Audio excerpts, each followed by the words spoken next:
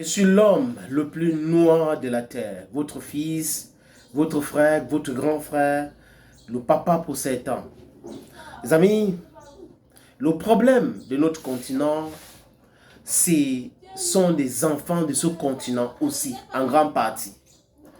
On a des mercenaires, on a des espions, des agents doubles que l'impérialisme impose sur nos différents États pour pouvoir téléguider nos États. Bazoum, c'est un exemple. Bazoum, c'est une erreur de l'histoire qui s'est retrouvée à la tête du Niger. D'ailleurs, comme beaucoup d'autres.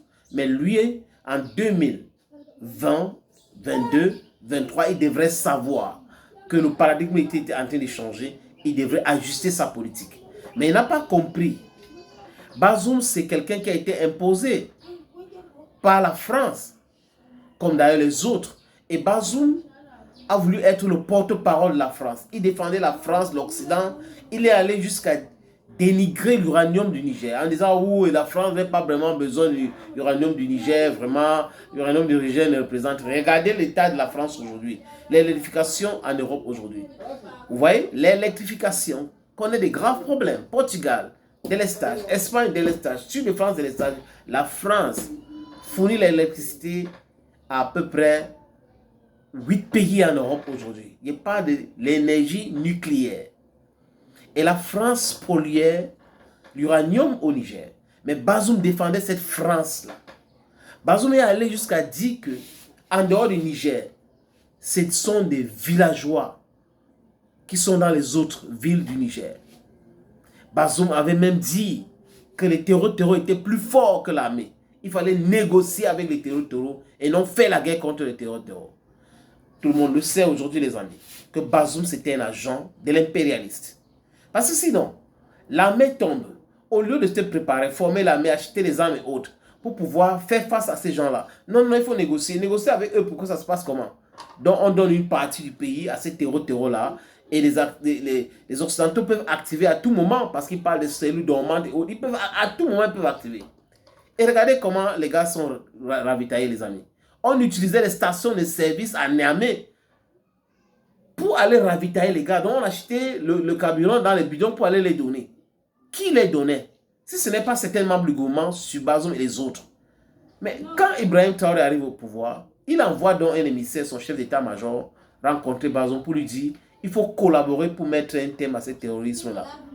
La zone de 3 frontières, on doit se mobiliser. Parce qu'aujourd'hui, on parle de 5000 hommes que l'AES a déjà mobilisé, donc créer une armée de 5000 hommes. Bazoum a dit au chef d'état-major de l'armée du Burkina Faso que les terreaux sont plus forts et qu'il ne faut pas donner les armes au VDP, les volontés de défense de la patrie. Et que franchement, c'est une erreur. Ils ne connaissent pas manier les armes, on peut les assassiner après. Voilà donc un monsieur qui est au pouvoir, ou qui était au pouvoir au Niger, qui a dit qu'il parlait comme si c'était Macron qui parlait. Quand on écoutait Bazoum parler, on avait l'impression que ce sont les politiciens, la junte au pouvoir en France qui parlaient. Son intérêt, c'était de défendre la France, le pays qui a tout fait pour qu'il devienne président au Niger. C'est incroyable, mais vrai. Et les enfants de notre continent devraient connaître cette histoire-là. Les enfants de notre continent devraient... Parce que c'est important de s'imprégner de son histoire. De savoir qui faisait quoi, qui a fait quoi, pour qu'on en arrive là. Et ils sont encore nombreux qui sont en train de faire tout ce que Bazoum était en train de faire là. Mais ils vont chuter, ils vont tomber très bientôt. Les amis, cet audio, c'est pour vous. Écoutez très bien ce que ce monsieur, très dangereux pour la cohésion africaine, disait devant les caméras, donc à Mondovision. Let's listen to him. Il y a de cela quelques mois, lorsqu'il était arrivé au pouvoir, le capitaine Ibrahim Traoré m'a envoyé son chef d'état-major particulier. Et je lui ai dit, vous savez, nous et vous, on a une grande divergence. Mais je me l'explique. Je lui ai dit, vous voyez, notre Conseil national de sécurité est composé de responsables civils et militaires qui ont en général tous plus de 60 ans. Nos généraux qui qui sont à leurs différents titres membres du Conseil national de sécurité, étaient des lieutenants et des capitaines en 1990 quand il y avait eu la première rébellion Touareg. Puis ils étaient lieutenants-colonels, commandants parfois même de zones militaires en 2007, lorsqu'il y a eu la deuxième rébellion Touareg. Ils étaient colonels-majors, généraux en 2015, lorsqu'il y avait eu Boko Haram dans le lieu du lac Tchad, et ils ont eu des responsabilités dans ce secteur-là.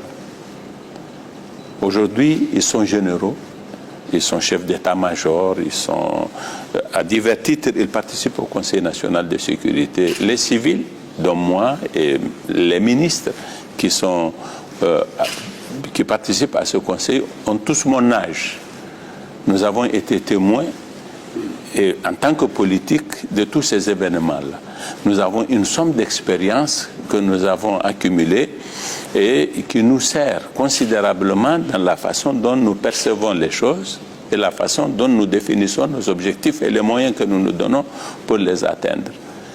Cette expérience que nous avons eue indique très clairement que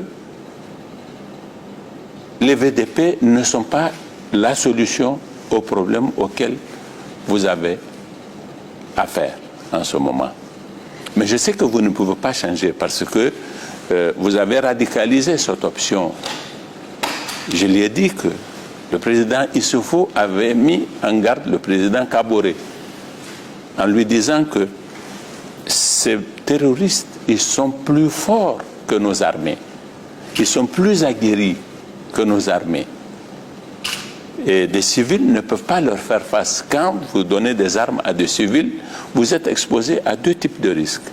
Le risque qu'ils soient une proie, que les terroristes viseraient délibérément avec des intentions cruelles, et ils sont capables justement de leur faire beaucoup de mal. Ça, c'est l'un des risques. Vous les exposez et ça devient de la chair à canon. L'autre risque, c'est que ils ne sont pas militaires.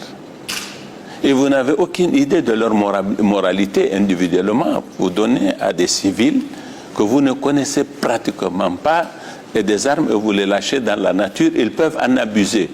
Et donc, je lui ai dit, ce n'est pas une bonne option.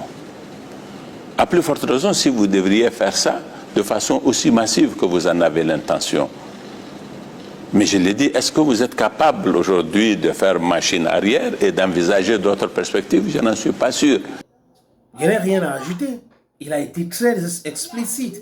Donc on écoute quelqu'un qui dit qu'il est un chef d'État en Afrique, mais il parle comme Macron. Donc il parle comme des politiciens en France. Il parle comme les Occidentaux. Son intérêt, c'est de répéter comme un perroquet ce que disent ses maîtres.